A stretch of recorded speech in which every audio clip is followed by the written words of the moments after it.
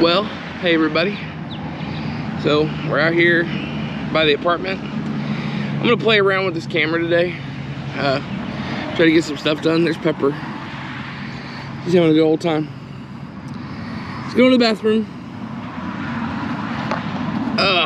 Anyway, I gotta take the truck in today and I need to get tires put on. I need to get an alignment done. So that's what we're gonna do. Last couple of days have not been great. Don't want to talk about it, at least not right now. So, but we'll deal with the problems as they arise, right? Anyway, so join me, won't you?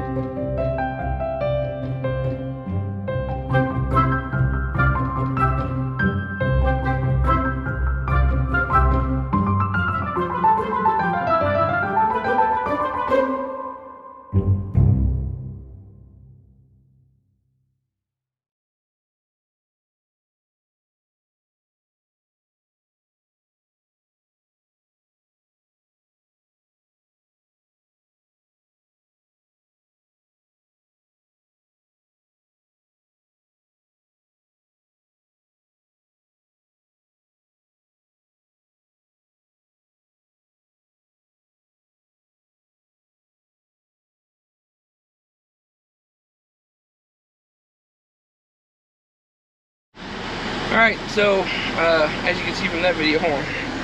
The lens looks like it's a little dirty.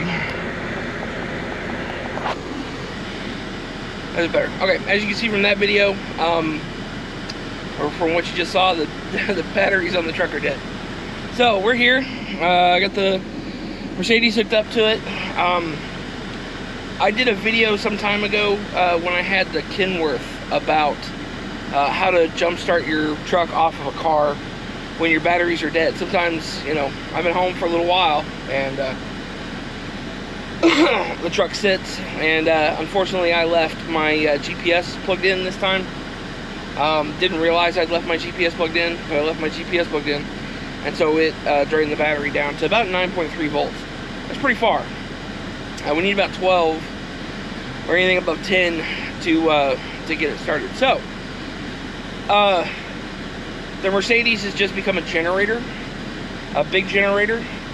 So we're gonna sit here with the Mercedes running, the air conditioning going, Pepper's in the back, enjoying herself at this point.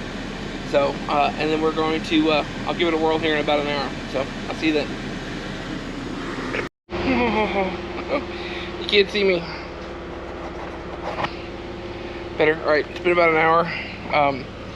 So as you can see, the Mercedes is hooked up underneath there, and it's hooked up over here.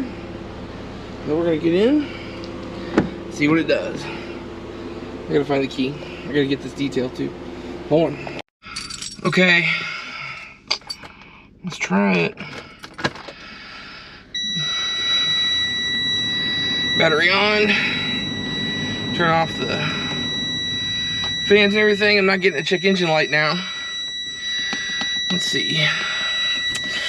We're at 11.6 volts. Oh, not quite. Try it again real quick.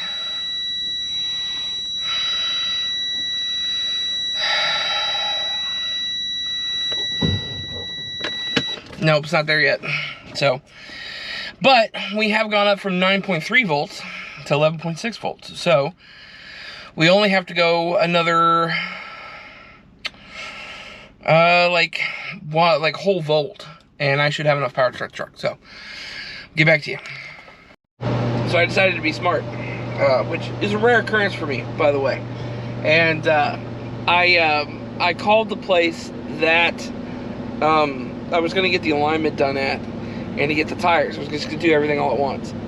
And the place I was gonna get the alignment and tires done said they're booked solid as far as alignment's concerned until tomorrow at 3 o'clock. So I have a scheduled appointment tomorrow, 3 o'clock, which is Thursday, to go get the alignment done, to do the tires then. So that means today, and everything I'm doing with this, that's today. So there's plenty of fuel in the truck. I think once I get the truck started, I will probably just idle the truck for a few hours and try to make sure it builds back up its reserve electrical. It builds the batteries back up, and then I'll probably park it and go on to the house for the day. So anyway, all right, that's what we're doing. I'm gonna give it, since it's gonna be a little bit, I'm gonna give it another 15 minutes or so on the charging. It's now 2:50 in the afternoon. This will be almost 2 hours doing this, just to try to build it up a little bit more before I go and try to start it. So anyway, I will get back to you.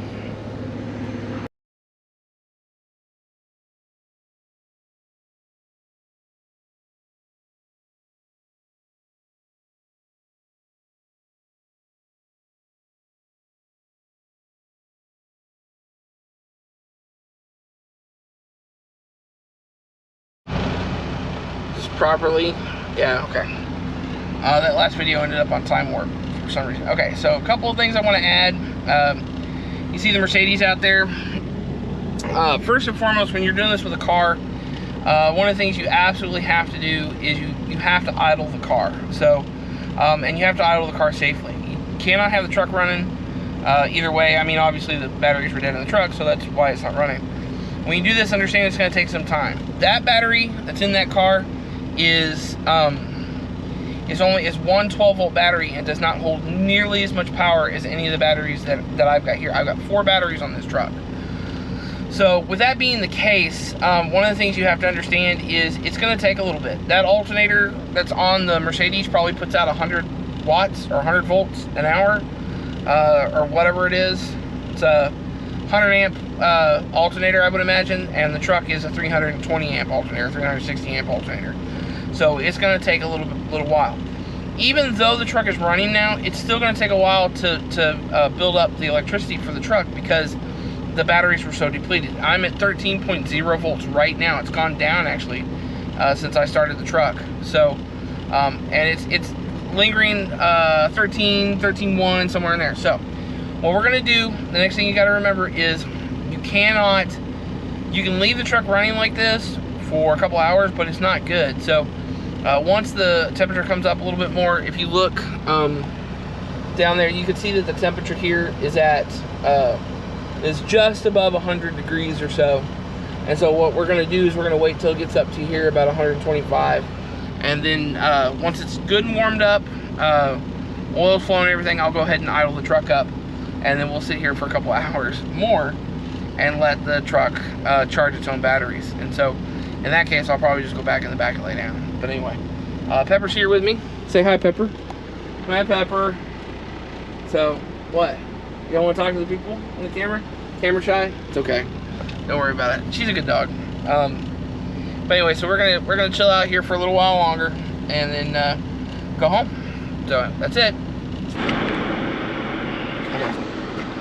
All right, we're gonna try this. We're gonna try this again today, and there's a I've got a clamp mount that I'm gonna try up here in the sunroof and see if it works at all. So, but we're gonna make sure the truck starts again today, and then we are going to take it and get an alignment, get some tires. So let's try this. See if this works. Here.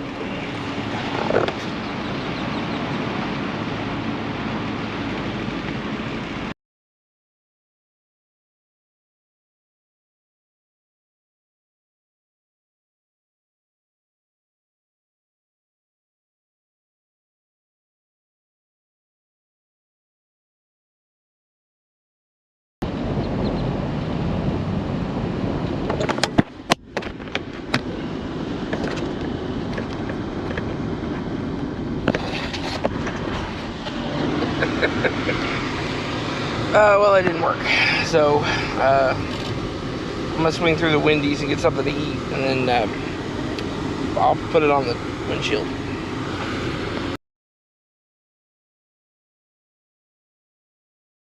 What's up, everybody? So, I always forget to start a video when I'm doing stuff like this, doing projects like this or whatever, but if you look in the back here, that is a bumper inserts for the left side of the bumper. So I bought a right side. It's called a support bracket. That's my understanding. It's a support bracket. Freightliner's bumpers on their Cascadias are kind of weird. They're built in such a way that you can take them apart piece by piece. So there's a left, a right, and a center, as well as the skin of the bumper. This is the support bracket. So it supports the outside skin of the bumper. So if the outside skin of the bumper gets damaged, but none of the supports get damaged, you can just replace the supports. It's kind of weird that way. So I did end up, when I hit that deer, it did some damage to the bumper. And like I said, it was like $1,500 worth of work. And or $1,500 deductible plus whatever the work was going to be covered by the insurance. But it's not that much damage, so I decided to just go ahead and fix the bumper myself and replace some of the parts. Plus I was thinking about a chrome bumper. So anyway, so I had to go, I got the parts the other day, I brought them back, been trying to get somebody to come out and help me. Finally I got my uncle out here helping me today. It turns out I need this support piece as well. So I have run to Dallas, I've gotten that support piece, and now I'm on my way back to Waxahachie to drop it, to put it all back together and have the bumper back together. So I'm going to try to videotape this from this point and share it with you guys about how we're doing this. But yeah, so come on. Okay, so this is what we have here. That's the left side centerpiece. As you can see, that's the, that's the centerpiece that came out. Hold on, let me put that together. Okay, that's the left side centerpiece that I just bought. There's a piece of hardware that holds the two bolts in. They go in this hanger right here. It just bolts directly to the frame. I did not have to replace this hanger. I did have to replace the one on the other side. As you can see, that's brand new. So, so this replaces this. As you can see, this is one piece. This is two pieces. This is supposed to be one piece. So there's part of the problem. This is the skin that goes over. This is the back side of the skin. You can see it or whatever. Here is the one piece that goes across the front. These 4 bolts or 5 bolts here across the top, 1 2 3 4 5, holding the chrome piece. I'll get you a video of that. There's the right side piece that I bought to replace this piece that you can see is broken at the top and also slightly broken at the bottom. The skin for this, the other side, is here somewhere. I think it's sitting right there if you can see it. Yep, anyway, so okay, hold on. Okay, so that's where we're at. The damage to the front bumper wasn't, front grille was that much, and it pops it out at the top, right up there. So when you open the hood, you have to kind of guide it back in with the little popping things. That's pretty much it. It does need a new grill. I'm thinking about a new grill. I don't know if I want to do this or if I want to do something else. I took a picture of a truck yesterday. I was in Alvarado, and I was going to Fort Worth to meet a friend for dinner, and I took a picture of a truck with a chrome bumper and a grill that I really liked and a bug guard across the top. And so I think that's the way I'm going to go. It was a very nice solid bumper. I'll throw it in here so you guys could see it. A really nice solid bumper or whatever. I'll throw in some other pictures with ideas and stuff so you can see it. But anyway, so we're going to put all this back together. We're going to put it back on the bumper. It's going to be hopefully fairly easy. Or put it back on the truck, and then once it's all back together, I will show you guys what's going on. I may videotape a little bit. My uncle's doing most of this because he's done this before, and I actually had to run to go get. Hold on. I actually had to run to go get this part in Dallas because I didn't have it. Which, don't ever go to the Dallas Freightliner. It's like a pain in the rear to get in and out of. So anyway, so that's what we're doing. Like I said, I'll try to videotape it as we go. We are getting hungry, so we're pretty much gonna try to hurry this up and go get lunch. Everything else is fine. Got the Warhorse here. Lincoln's still in the shop. Cadillac's over there with the trailer. Here's Evanescence just sitting here. Still haven't figured out what I'm gonna do. And then if you look over there, you can see Purple Rain and Tatanka. That's the brown van. I've had it since I was 18. Yeah, since I was 18. So I'm 39. I'll be 39 in like 10 days. or something like that. So Caprice is over there, Suburban's over there, S10's over there. So you have a lot of cars. Guys, if anybody's looking for some cars, hit me up. Like, I might sell you. I just want to know that they all go to a good home. So I'll keep the ones that I really like the Cadillac, probably the Caprice, definitely Tatanka. But if you guys are looking for any project cars, you know, vans or anything like that, hit me up. You know, anybody that's looking for one, hit me up. So anyway, that's it. I will get back to you guys here in a little bit. All right, it's coming back together. You can see the left piece, right piece is over there. It's my uncle over there. Say hi, Uncle Kenneth. Hi. He's putting it back together because he's done this before, and I'm just pretty much staying out of his way. Because in all honesty, it's like, I mean, you know how it is. Somebody, you know, somebody kind of goes,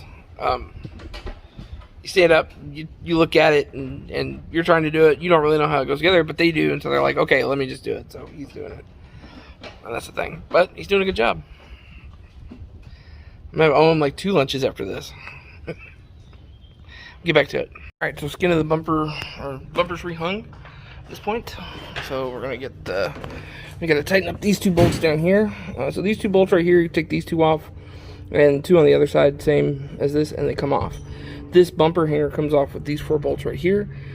This bumper hanger was broken. You can see. I had it around here somewhere. I'll show it to you guys here in a minute. All right, we finished the bumper install. It's all back together. So we're gonna go eat barbecue probably. See you later, everybody. So I am gonna apologize for this video. I am not good with a GoPro. Not yet. It's gonna take some acclimation. I like it. It's very portable. I like the quality of the video that it takes. I don't like how it works in the dark, but I think for scenery wise, I'm going to continue using the Garmin because I really like it. It puts the little coordinates in the bottom. So if anybody's watching the video, they can type those coordinates in and see where I was. And if they see something in the video, they can go back and look at it on satellite view. It's kind of like digital geocaching, I guess, or something like that. But anyway, so otherwise, I just didn't know that. I didn't know GoPros take video in like. Well, I do know, but I forgot. The GoPros take videos in 8 minutes 51 second increments, which is weird. And so when I was downloading the videos yesterday onto the phone to edit the video, I deleted some of the videos that I wanted you to see because I thought they were duplicate videos. I don't know where my head was, but anyway. So we're done for today. I am done with this video. I again apologize for this video. Please forgive me in advance. There's so much that's wrong with it. So hopefully I will do much better in the future as I learn with this GoPro. Anyway, that's it. I didn't get to shut down the video the way that I wanted to, so we're going to shut it down now. Anyway, you guys know the drill. Keep shining side up. See you guys down the road.